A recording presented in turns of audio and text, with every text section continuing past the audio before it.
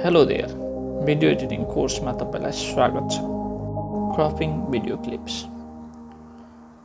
Sometime हामीले suit गरेको भिडियोमा अनावश्यक डिटेल्स रेकर्ड हुने गर्दछ।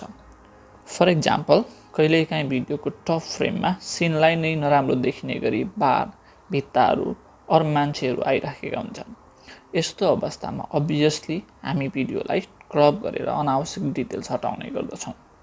अथवा ठुलो फ्रेममा क्लिक गरेको भिडियो क्लोजमा ल्याउन पनि क्रप अथवा जुमको प्रयोग गरिन्छ। मैले सुट गरेको भिडियोमा अनावश्यक तलपट्टिको भाग आएको छ, यसलाई क्रप गरेर हटाउन चाहन्छु। So right click on the clips, crop and zoom option, अर टाइमलाइनमा भएको क्रप आइकनमा पनि क्लिक गर्न सक्नुहुनेछ। यो विन्डोज ओपन भएपछि यो रेक्टेङ्गुलरलाई आवश्यकता अनुसार घटाउन वा बढाउन सक्नुहुनेछ।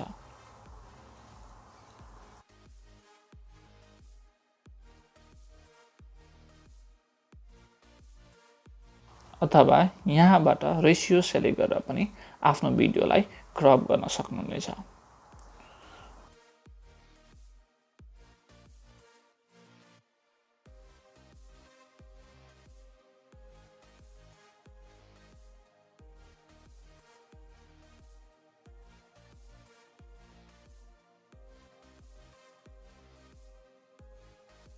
Once you satisfied, ओके गरिदिनुहोस् चेन्जेस अप्लाई गर्नको लागि।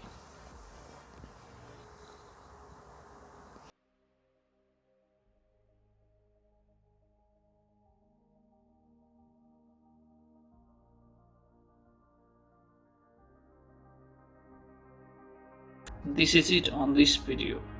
We will come with another tutorial. Keep following us on Facebook and YouTube. Thank you for watching.